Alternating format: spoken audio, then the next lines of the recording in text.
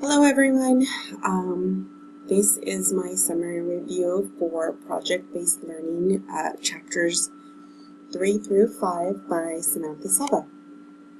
So let's get started. Chapter 3, How to begin the process. What is the intention for the project? How do we get students involved, and how do we organize the project? Well, Chapter 3 discusses how to begin with reviewing standards to help gauge what students have learned and what the next level should be. Collaborate with other teachers to make the project interconnective to different subjects. Look for a natural connection to project-based learning. The chapter explains when doing this, students are more invested in the project because it's personal. Chapter 3 Summary. When students have a natural connection to a subject, they are more inclined to become invested to their learning because it is personal. The chapter explains the importance of the order and process a project has. What is the big idea? So, using technology, students are able to transform their ideas and make them visible and educational to others. So this connects to everyone, especially when it involves the community. Teachers, students, parents, community members can be involved. And so when it's personal like this, children or students are more inclined to do thorough research and want to make a difference. The big idea. So, what is the goal for the teacher? What is the goal for the students in doing this project? Chapter 3 Summary. Incorporating technology gives students the opportunity to work together in groups and or connect with other students across the country. So because they're using technology, it allows students to branch out, gather information from different parts of the world, and compare that.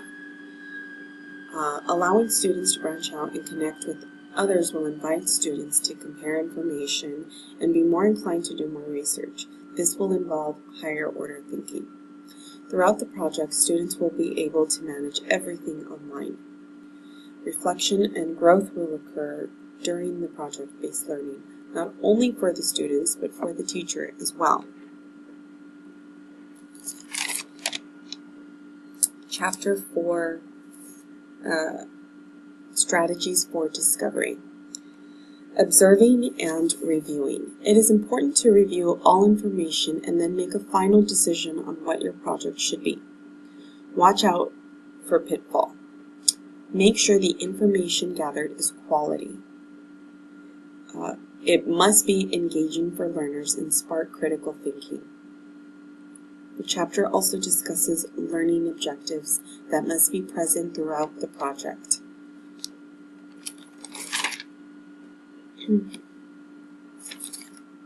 Chapter 4 Summary. It is important to check in on students. What is their status? How are they coming along? Are they using technology to gather concrete research and evidence to support their goal for the project? It is important to make sure to compare and contrast information and research, make predictions, what is the cause and effect, and how does it relate to the goal?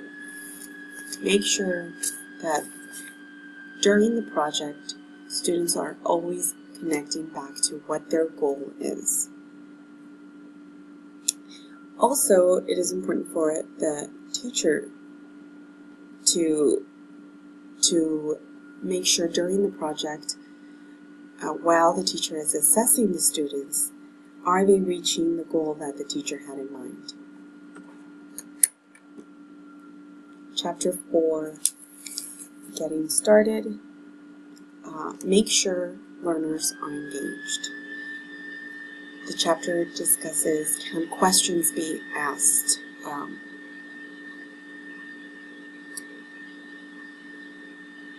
Does it spark open-ended questions? Does it connect to a larger community?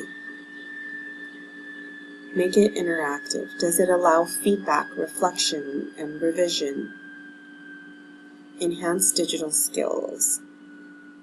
By doing this type of project, their digital skills will improve along with their language and literacy skills. Their writing skills will improve as well. Chapter 5, making assessment meaningful. Assessment should be done throughout the project. Observe and assist students from beginning to end. Ask open-ended questions. And are they working cohesively? So, does it make sense? Ignite questions that will create critical thinking. Observe and assist students from beginning to end. This will help give quality education. And working cohesively. Throughout the project, it is important to observe if students are challenging themselves and working well together.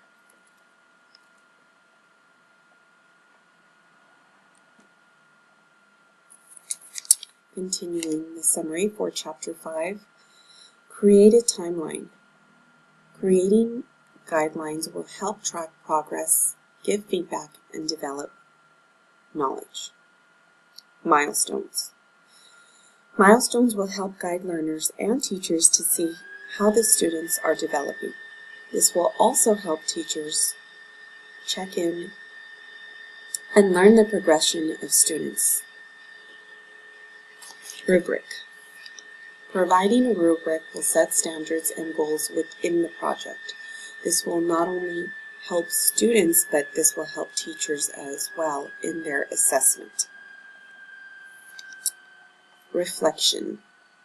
Asking students to write their experience on what they have learned is a great way to have them refer back to their research. Having them create a portfolio so that the material is gathered and organized is a great way to learn and retain that knowledge that they've gathered.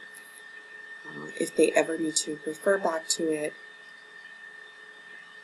for any future references, they have that ability because it is done through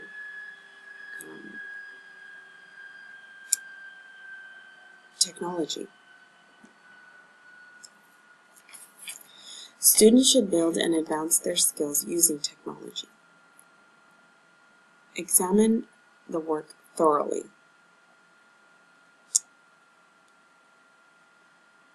Work with other teachers and assess projects to get a different perspective and broaden educational goals. Use all resources, project logs, and review. So, students building and advancing their technology skills, this will allow them to track their own growth and knowledge. They will have access to it, they can make changes, it will give them the opportunity to lead their project and also develop pride within their project. Examine the work thoroughly. How have they improved? Have their writing skills improved? The quality of work? Are they making an impact in their goals and in their project? Is it impacting their community? These are questions that need to be asked.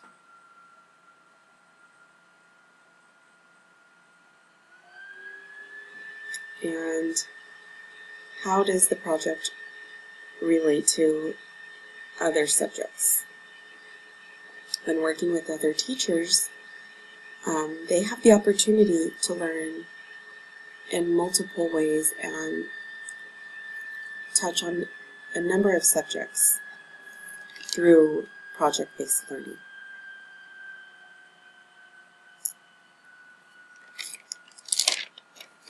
Use all resources. There are so many resources like Padlet, Google Forms, Wiki. This will help the learning process and track the progress of each student. Project logs are also very helpful to students and the state of their progression throughout the project. This will also help teachers provide support for the students. So during the logs, teachers can assess how students are coming along, what they may need help with, and how they can help students and develop their skills. Review. Provide constructive feedback to groups. Go over procedure and goals and assist students along the way. This should be done before the project begins, during the project, and after the project. So for each step, to make sure that goals are being met, standards are involved in the learning process, and students are learning. Here is the reference page, and thank you very much.